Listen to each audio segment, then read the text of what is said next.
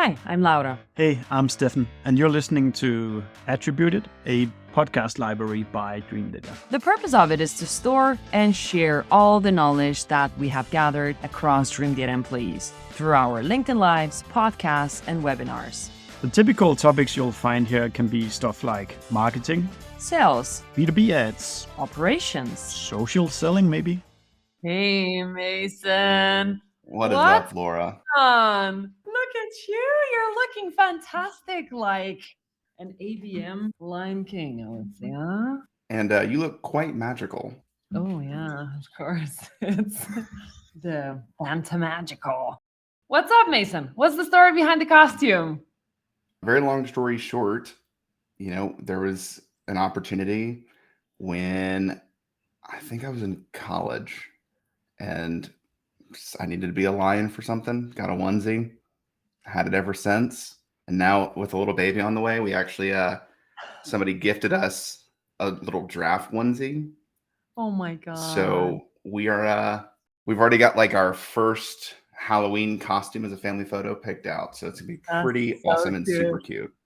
You could even get like the monkey costume to do the thing, Exactly.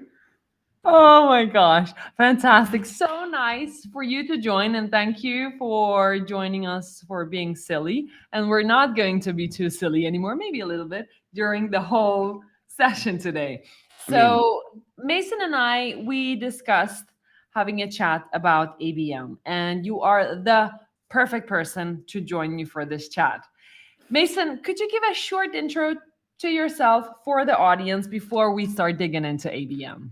Yeah, so really long story short, started my career actually in B2B print ad sales.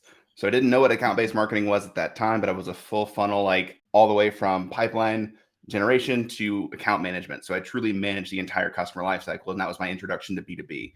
From there, moved into the tech space and specifically targeting financial institutions. And somebody mentioned this concept to me of account-based marketing. I was like, oh, that's what I've been doing for like quite a few years now. Yeah. And then from there, recognized, okay, I really want to grow as a marketer. So actually then transitioned into the ABM space into one of really the most premier ABM agencies, specifically in the HubSpot space. Worked there, ran their marketing, building account-based marketing programs. And then we ended up getting acquired by the world's most awarded B2B agency, serving as their account-based marketing department. And my job was to really help evangelize account-based marketing on a global scale. Wow. And did this balance of running the marketing for the ABM team and also selling account-based programs. So I've been talking about ABM from, again, anywhere from, there was one conversation that was with literally a pre-revenue organization all the way up to $60 billion organization. So there's a vast gauntlet in that. And now I run the demand gen and kind of acquisition marketing function for a company called Sales Assembly. That is a sales and post-sales education skills development company for the B2B tech space. So we work with about 200 clients. I have the great pleasure of getting to lead a marketing peer session every single month for a variety of marketing leaders across B2B tech. So we talk a lot about how we're going to continue to grow and retain revenue. So that's kind of my really past few years of how I've landed in this weird space to now be here with you today wearing a lion onesie talking about account-based marketing. This is amazing. Also because of your experience before. So it's kind of almost a meta thing, running the account-based structure in the company, but also selling the same thing. I'm looking forward to this chat a lot. So it's not just the person who has tried at one or two companies to do ABM and talking about the experiences, but also a lot of experiences from your clients, I guess, Mason, as well. Yeah, so I want to give credit where credit is due. I learned a ton during my time at Mojo Media Labs and Gravity Global because we were running ABM programs for probably 20 to 25, sometimes 30 different organizations. So as much as I got a ton of fun running programs, I also did learn a ton from my coworkers and counterparts as they were building programs. So hopefully we can share a couple of helpful things today. Definitely. And we already defined the 5 things that we are going to talk about to have your strategy effectively. But if you could define account-based marketing in the space of B2B SaaS, because usually this is the audience we're speaking with, what is account-based marketing for you in B2B SaaS? Yeah, and again, I'm going to lean on my past agency experience because I think that when I was selling these programs, the definition that Gravity and Mojo had come up with was really the right definition of it's a focused B2B growth strategy that aligns marketing and sales around a set of shared target accounts. So the few things to pull out of that specifically would be it's not a marketing strategy. It is a growth strategy that is partnered between marketing and sales. Now, that then also opens up the conversation of like, what is an account-based experience? I think that is also starting to rope in customer success. And even last week, I helped, I don't know if you know Leslie Barrett over at Sendosa, but she Oh wrote yeah. a guide that was called account-based customer marketing. So I actually had numerous conversations. I had a couple of playbooks in that. So, I mean, what's fun about the current space of account-based marketing is the foundation that was ABM was set, which again, that growth strategy between marketing and sales. And now we're getting into the really specific nuances because it's recognized as an incredible strategy and mindset. And now how do you take that strategy and mindset and apply it to CS, apply it to full life cycle, apply it to maybe even if you don't have the marketing support that you would want, how can a seller start to create content and actually run their own ABM strategy for their account? So it's a really fun time for ABM. Yeah, absolutely. And it's actually a very relevant question popped up in the chat from Chanchal.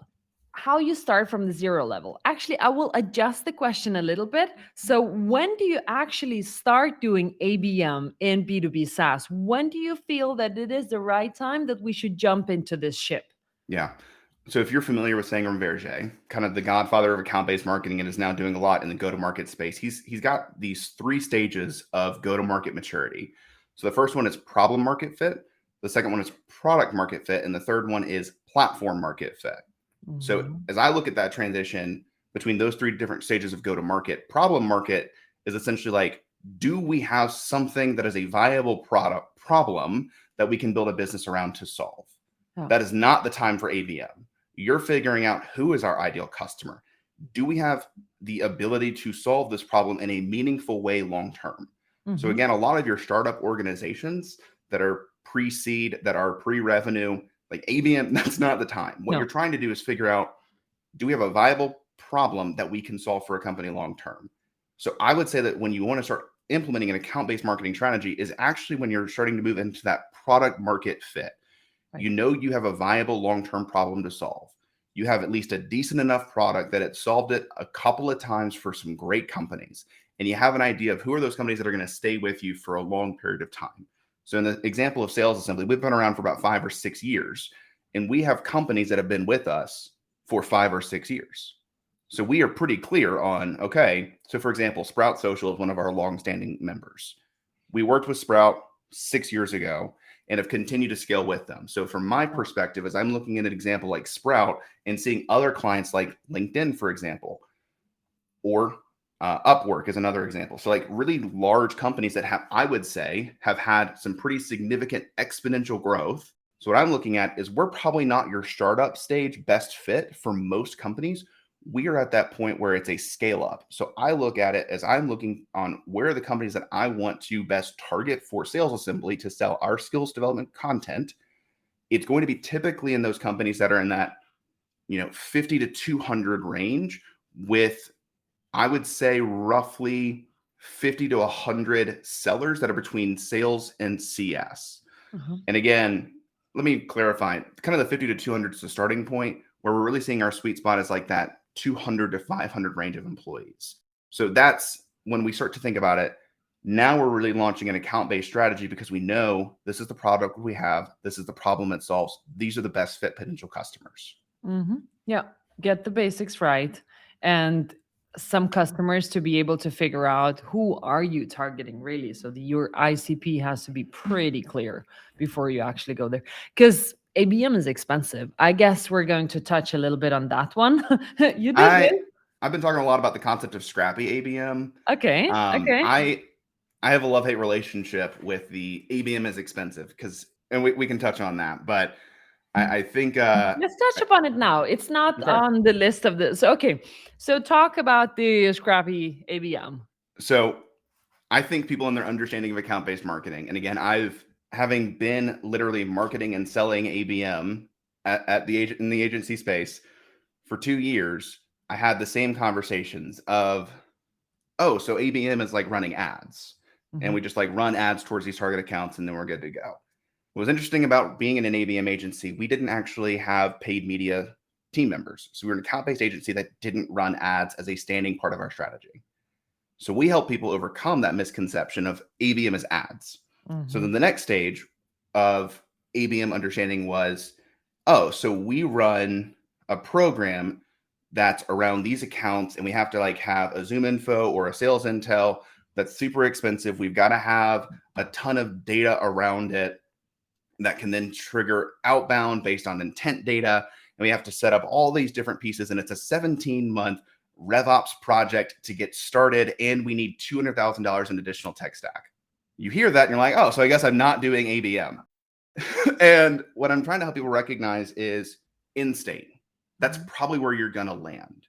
But right now, how do you take an account-based mindset?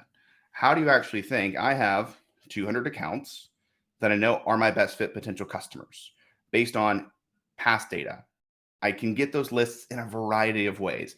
It may take some blood, sweat, and tears, but I can get that list of my best fit potential customers. Or, you know, if I needed to, I could probably use a free account through Zoom Info just to get that first list pull. Right. And from there, maybe we build a podcast where we invite the decision makers of those best fit customers onto this podcast to build a one-to-one relationship.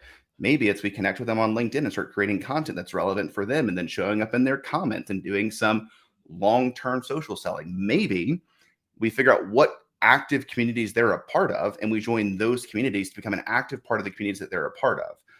You know, I did that with Peak. So one of the marketing communities that I was a part of is called Peak. It's Sangram Verjay's community. I really appreciate Sangram and all that he's done. Peak costs like, I think it was like $10 a month. And I sourced $1 million out of it because I sold 3 or 4 deals out of that community because I was an active member of that community.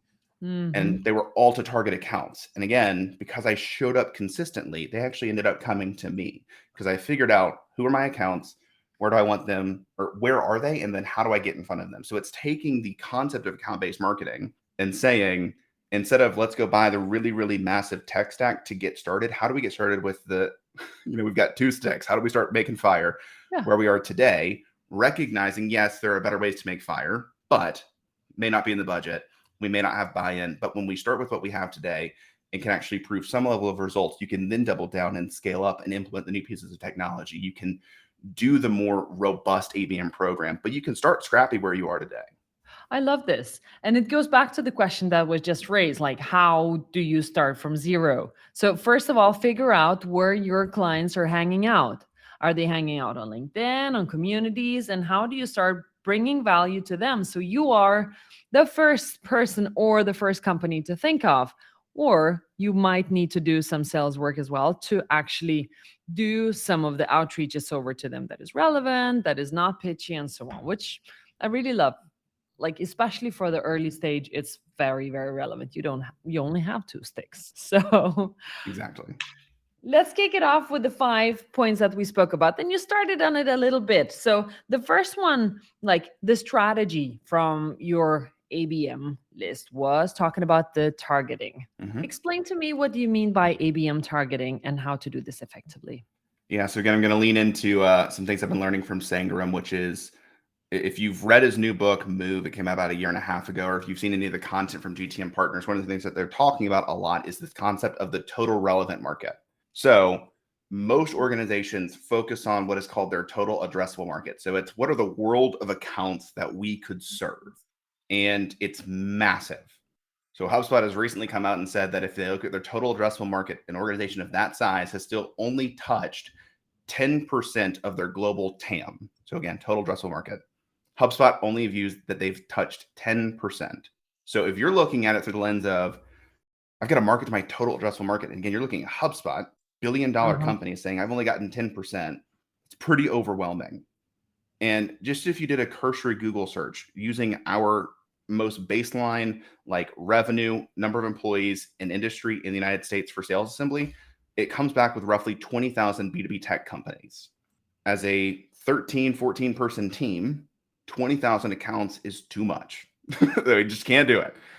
So how do we take that a layer deeper? So when we look at the total relevant market, and this is maybe where I'm deviating from Sangram, but the way that I think about it very practically is just, who are the accounts that we can serve right now and would be great fit customers for the next 3 to 5 years.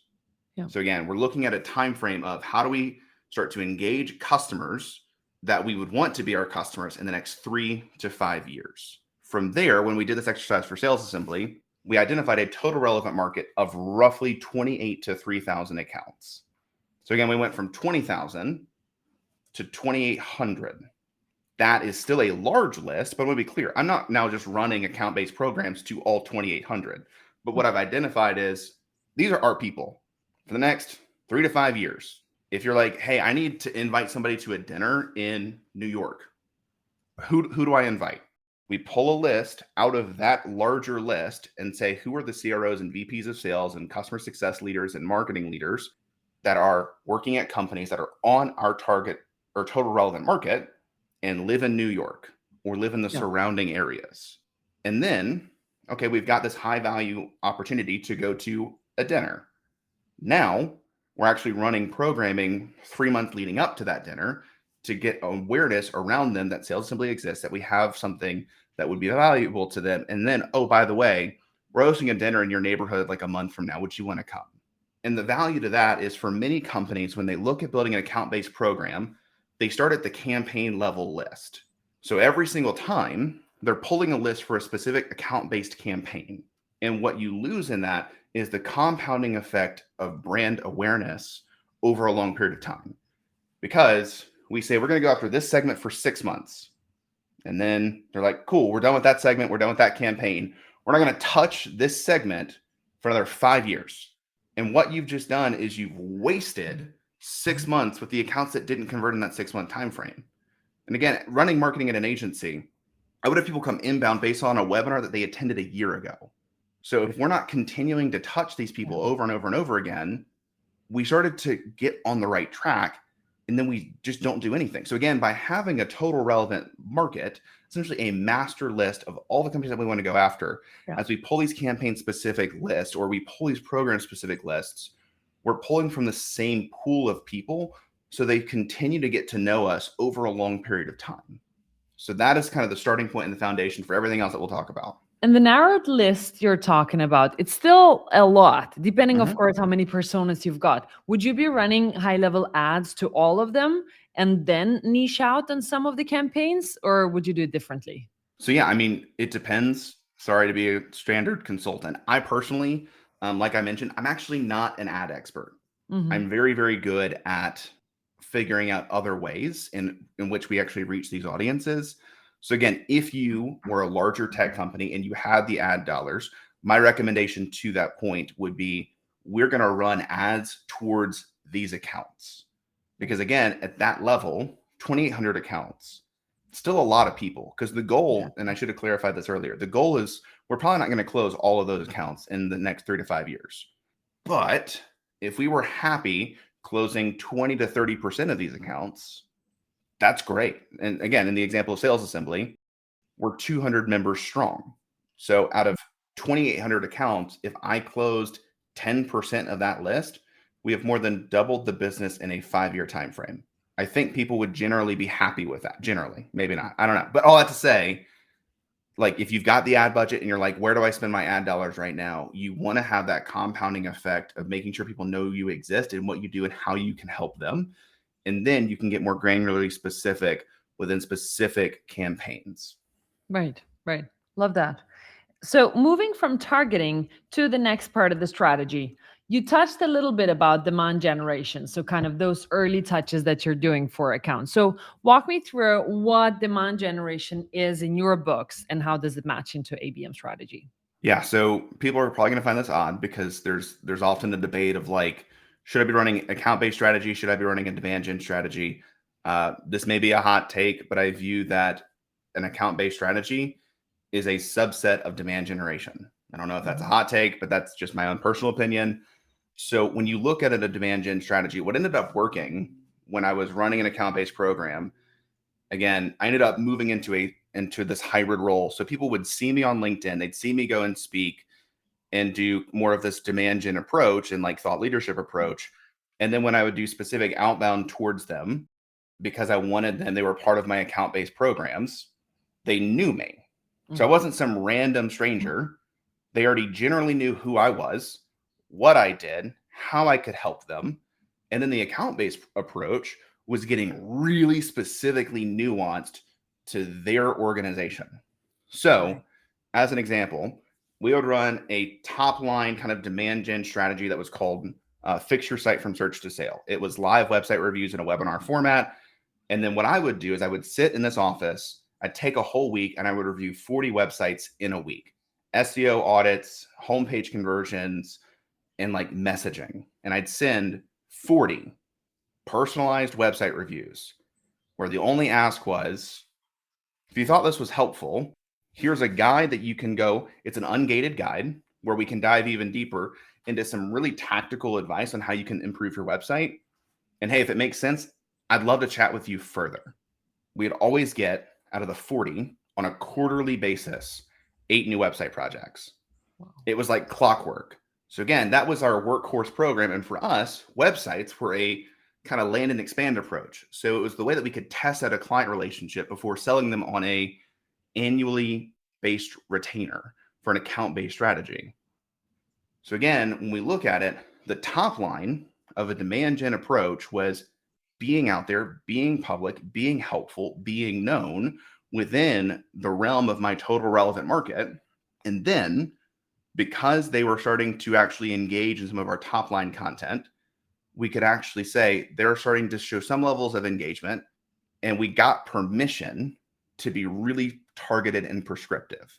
And I think that's the piece that a lot of people miss if they only run an account-based strategy. They are not building the awareness, they're not building trust at scale, and they're not getting permission to do outbound. So I'll give you another quick example. I got an email that was a website review last week, and somebody was like trashing my website and was like, so if you'd like help fixing this garbage website of yours, go ahead and schedule a call with me.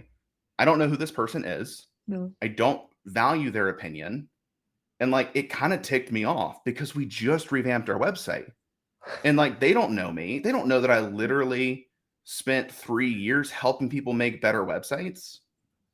So like, even though some of the points he made were correct, and I want to be clear on that, he wasn't wrong in everything that he said. I just don't value his opinion.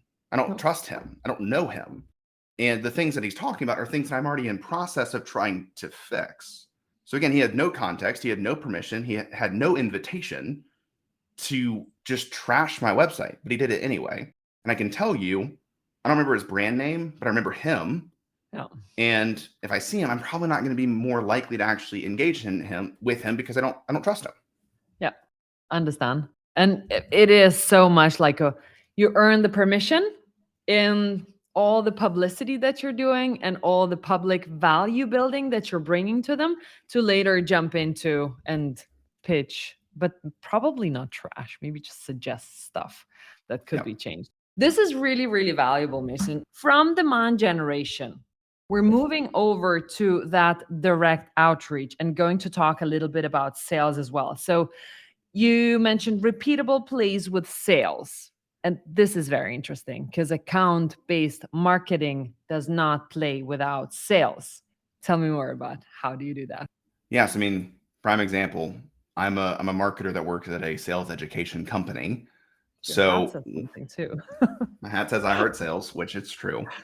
I mean, I have a weekly meeting with our sales team, and I ask, okay, we've generated some level of marketing sourced opportunities. How are they doing? Are they good? Like, are they bad? Do we need to fix this? Because again, it's that constant feedback loop.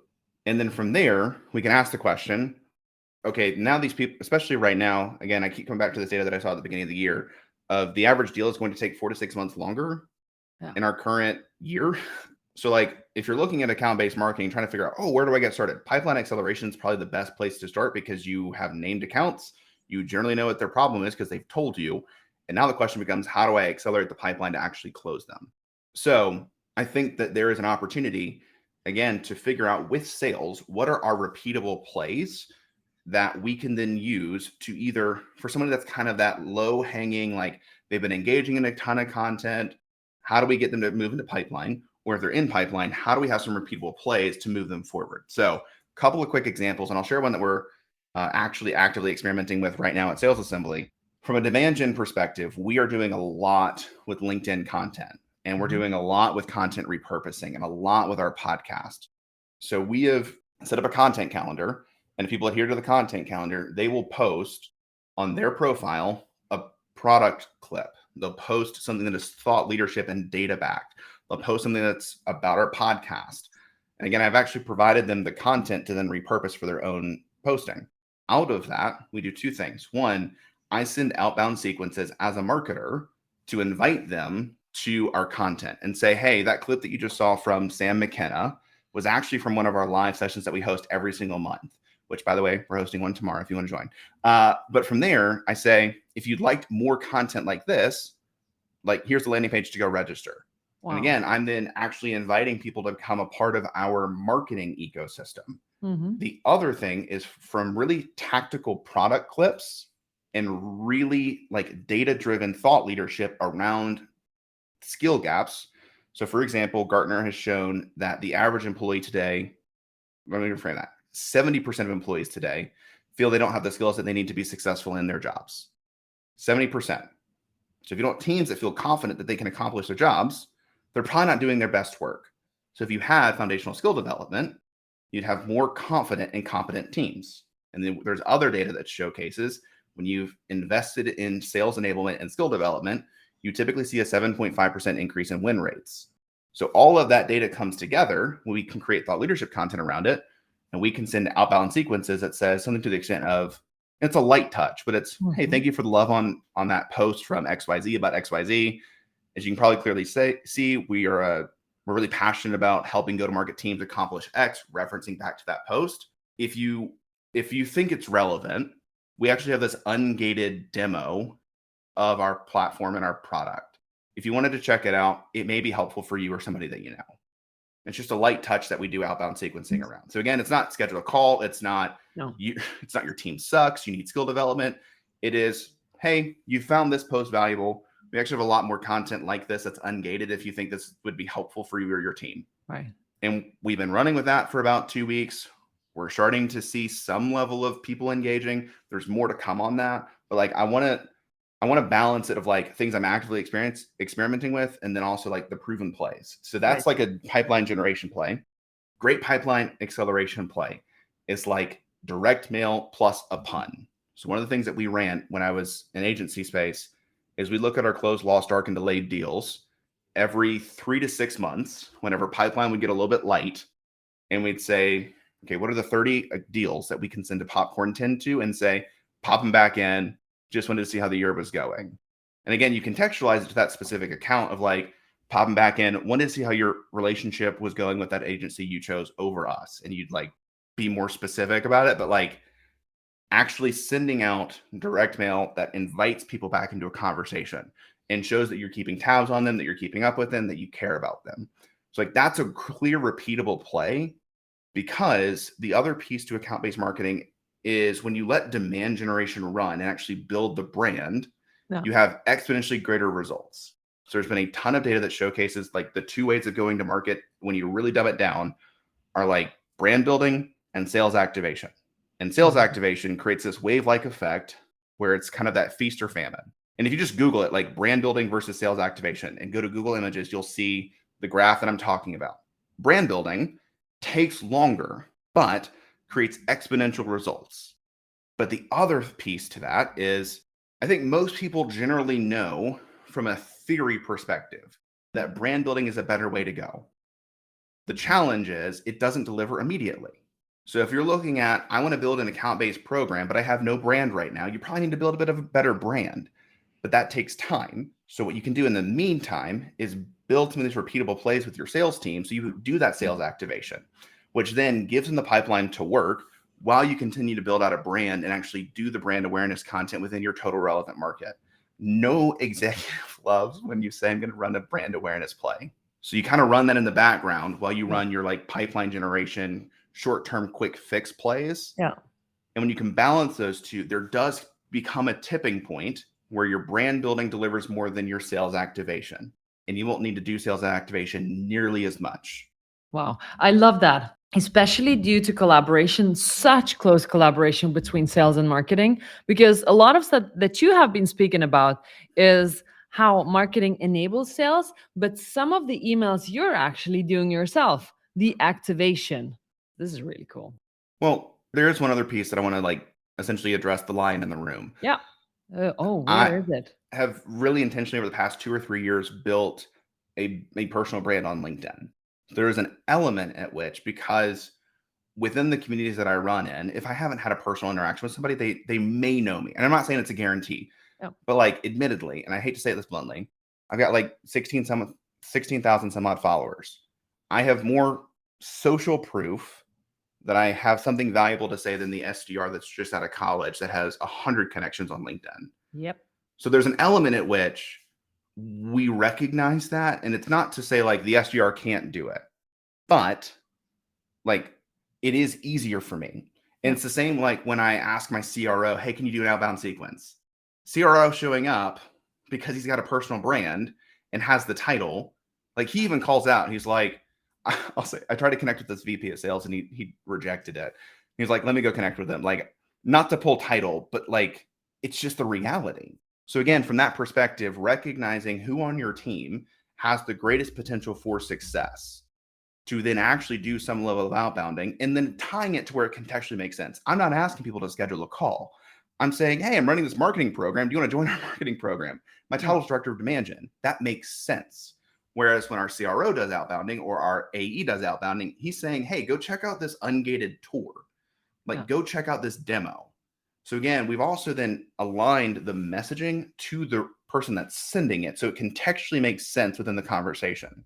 This is perfect. I have heard some companies mentioning that kind of running sequences that are run by their C-level and then comparing what SDRs can do. So maybe there is a shift there to be done as well. It's who is going to take which battles as well? What works best? Of course, use the brand if you've got it, or your title if it makes sense for a CRO to reach out to the salesperson or for Mason to reach out to somebody in marketing. Love that a lot. And let's move into the conversation points. So you mentioned one of the points for ABM are clear conversation points. What is that for you? Yeah. So when I think about conversations, and admittedly, let me take one step back. This is very likely a typo on my point. So we can run with it as conversation points, but I'm thinking conversion points. So this is a typo in my head. It is clear conversion points. Yes. Which made a typo. Okay, so clear conversion points. So I had this conversation with our president yesterday of we are running a lot of different things.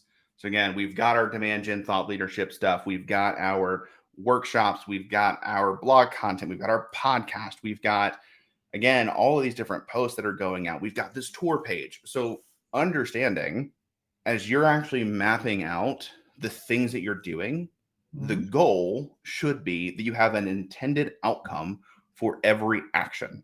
Now, what I'm talking about is customer journey mapping and buyer journey mapping.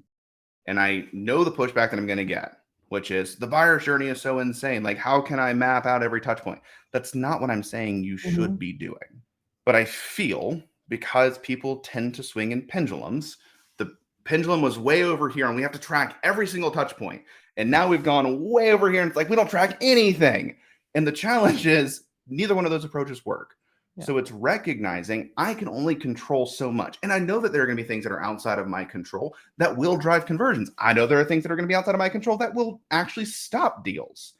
So then how do we focus on what we can control and actually mapping out the intended outcome of somebody liking a LinkedIn post is not that they would immediately go and schedule a call. That's asinine. But the goal is they know we exist. Yeah. They may like us a little bit more.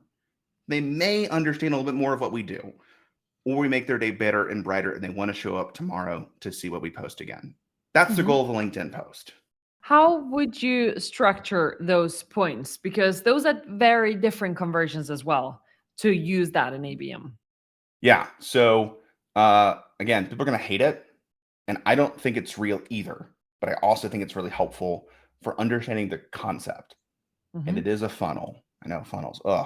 But so I was walking through all the tactics that we are running as a part of the larger strategy for customer acquisition within sales assembly. And I ran like 2 or 3 months of marketing strategy meetings without any visual aid. I just had the list of everything of like, these are the things that we're doing. And then I just like downloaded a JPEG of a funnel that literally said top of funnel, middle funnel, bottom funnel. And then I color coded it and said like, these are the things that we're doing that serve the top of the funnel. These are the things that we're doing that serve the bottom or the middle of the funnel and the bottom of the funnel. And again, do I recognize that there is a world where somebody will likely listen to 200 episodes of our podcast when we get there and have 200 episodes, never do anything else, and schedule a call? 100%. You look at Refine Labs, that's essentially their entire strategy. But admittedly, that's like kind of the exception to the rule. So when we look at our blog and our podcast and like social content, we recognize that the goal of that is to engage somebody where they are today with the intent that they would then go to something else. Mm-hmm. So again, all of this is helpful, informational, thought leadership content, and everything in it has a CTA to do something else. And typically that call to action is sign up for our newsletter, register for our monthly live sessions. It's something that actually shows a higher level of engagement with the brand. From there, we have our middle of funnel content. We have different calls to action in that type of content because the intended outcome is that they would then dive deeper. Right. And again, from there, we're actually looking at it through the lens of, we're not just doing an MQL sequence. That's not going to work. But for example, when we look at it through the lens of, we hosted an event last week and I sent that list to our sales team and I said, please do not outbound all of these people. But let's look at this compared to our total relevant market and in pipeline opportunities. What we found is that there were a variety of in pipeline opportunities that had new people that have entered into the equation that have not been a part of the sales conversations, but are department heads of different departments that are engaging in our content. Yeah. So now we can actually multi-thread that deal because we recognize these are in pipeline opportunities. They're starting to show levels of engagement across the organization. Now, how do we go and actually engage in those conversations and say something to the extent of, hey, I saw you were on this event last week. Would love to hear your thoughts on it. We're also speaking to so-and-so about partnering. If there's anything that you're specifically looking for, would love to understand that so we can serve the whole organization. Mm-hmm. Again, it's not the let's run an MQL sequence or let's run a sequence towards everybody that registered. And it's not we don't use events to drive any sort of conversion. It is we know who our audience is. We are running demand gen programs right now. Now, how do we actually, out of these programs, get really tactical and specific around what is the goal of each thing that we're doing? And then at what point does it trigger the involvement from a sales team perspective? And then kind of the next phase of this, to be clear, where we're going to land. Because I'm also 3.5 months into my role at Sales Assembly. A little hint on where I view ABM should fall. We're not running ABM right now. Like, that's not a strategy for us, but it will be in 6 months once the foundation of demand gen has been established. So I want to give that context. But as we look at the conversion points, there's clear intent behind every action that we're doing so that when we actually take this demand gen strategy, essentially the next piece will then be building really specific personalized content for either a segment of accounts or literally for single individual accounts, where we're then running essentially a one-to-one or one-to-few or one-to-many based on the segment demand gen strategy within these specific accounts. And understanding the intent and the outcome of every action then helps us understand, are we actually driving conversions towards the ultimate goal? Right. So kind of mapping it down the funnel, as you said.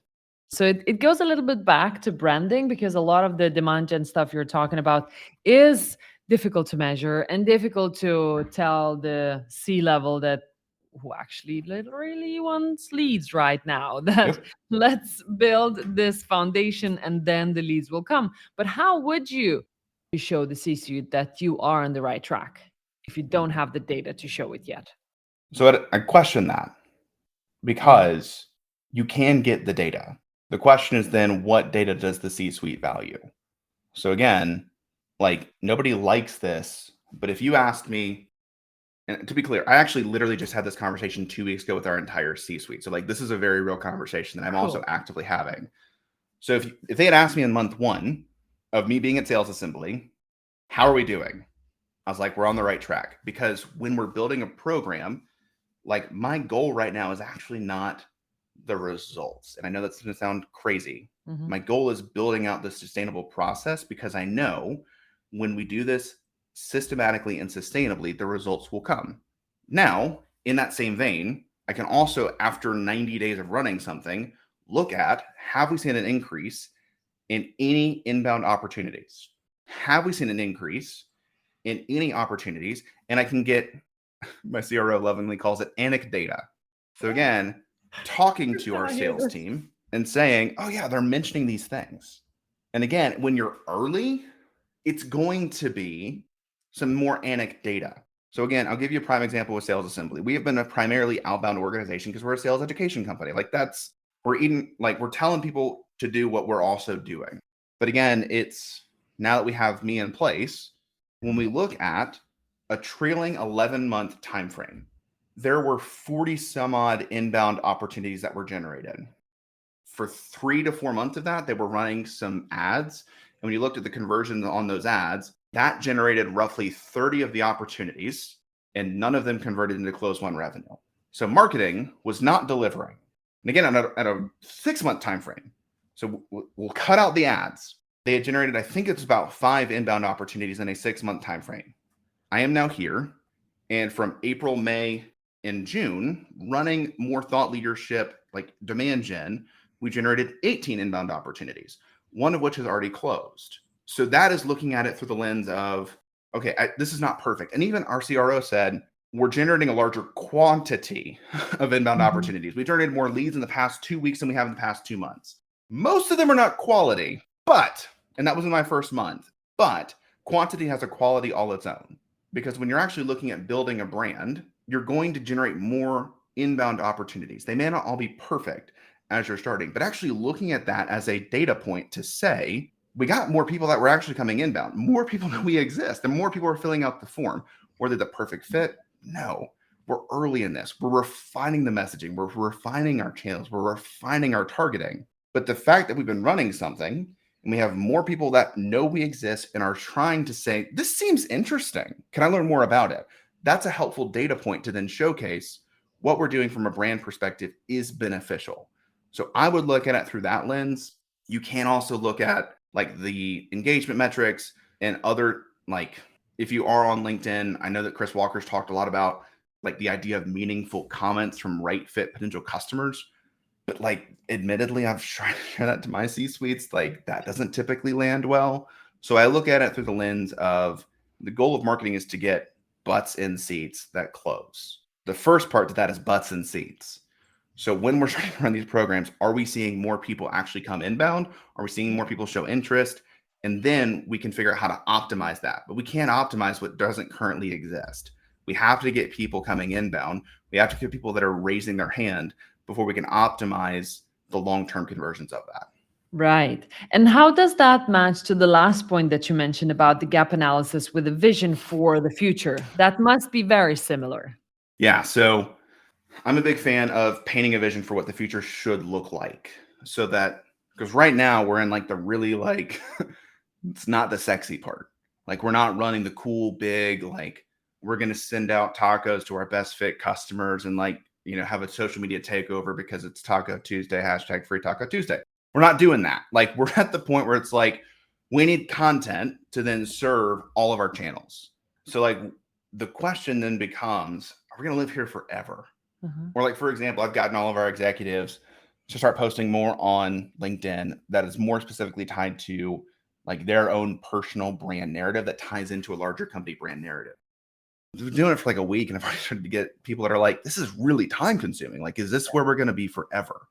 And when you can paint a picture of what the future looks like and you can frame up right now, because especially early with ABM, it's a heavy, heavy lift.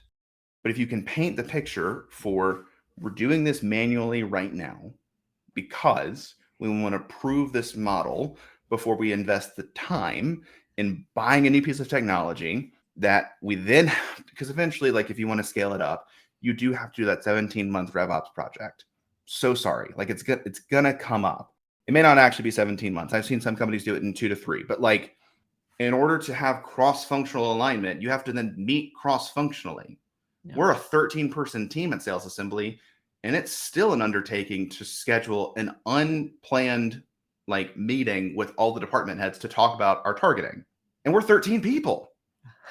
So I know when we were working with $60 billion companies, they were literally looking at ABM as an 18, 24-month timeline to get the tech stack implemented. So when you can paint that vision for the future and say, this is our starting point, we're rubbing sticks together. It's not perfect. It's not sexy. It's working though. It's headed in the right direction. Mm-hmm. And then when you look at what are the greatest time sucks, or what is the channel that we don't have access to, or what is the piece that we really need additional headcount or support or technology on, when you look at it as an overarching process, you can then identify those specific gaps. And again, because we're painting a vision for what the future looks like, and that future looks like we have an ABM program that is a money printing machine.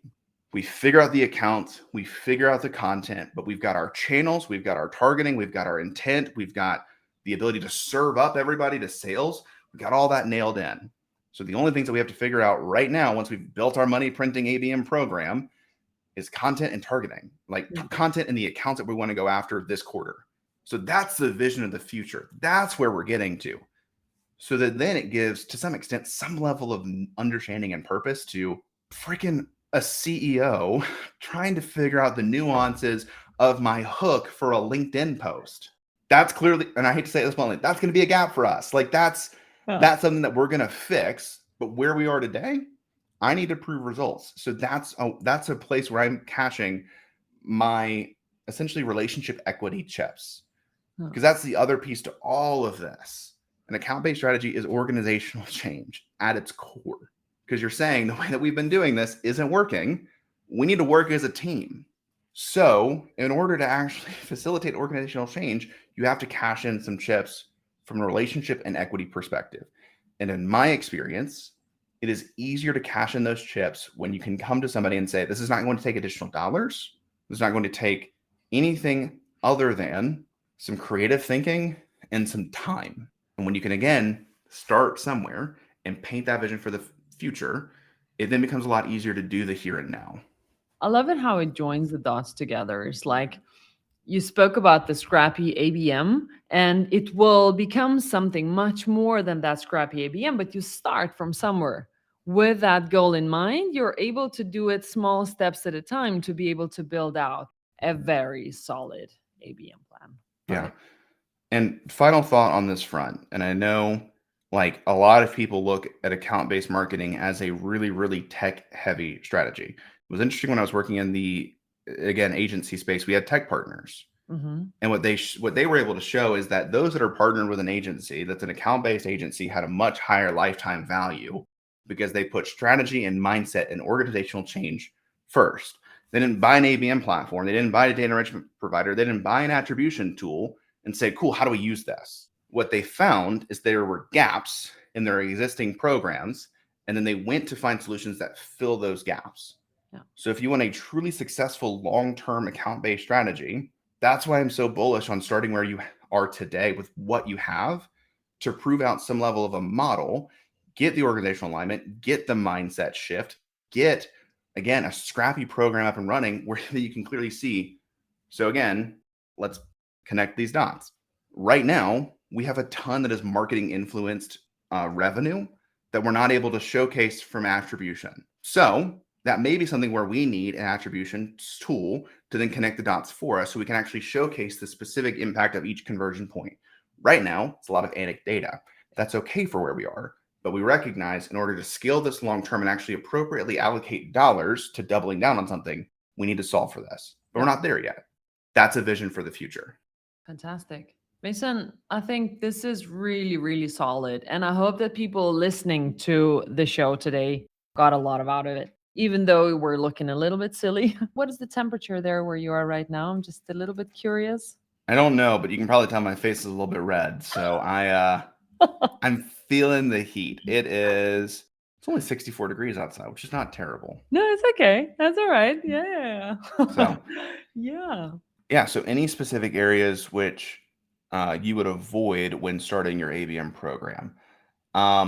So as I think about it, areas to avoid, and again, this is the controversial thought. I wouldn't start with what technology do we need, what outsource partner do we need, like how do we go get additional dollars to get this started. I would start with, we've got some really smart people here. We can probably figure out at least a starting point. Because again, when I was selling account-based programs, those companies that got started and then recognize, oh, we're hitting a road bump or roadblock here. Like we're hitting a speed bump here. This is the challenge we need to solve to then overcome, versus we'd like to do ABM. They didn't typically end up moving forward. And when they tried to implement it, they gave lots and lots of pushback because they had not ever tried it. They just wanted to say, ABM is a nice buzzword. You figure it out. But when you get started, you can then actually much more accurately understand, where do I need to invest my dollars to make this program more successful? So that's the specific area I'd avoid. Don't get more dollars. Figure out where you are today to then start. And then once you're starting, you're pretty clearly going to run up against some specific roadblocks in which you can then go get the resources to solve those challenges. Yeah. Mason, you're a gem. Really, this session was loaded with a lot of fantastic information. It was a pleasure. I'm looking forward to rewatching this and reusing a lot of that information as well. Thank you, everybody, for joining today, and see you at another session. Thanks, Laura. Thank you. We hope you like listening to us. Subscribe to our podcast and the ones that we have been guests on. And if you have any feedback for us, just do let us know. And should there be a guest that you think we should be talking to, then pitch us. We're looking forward to seeing you.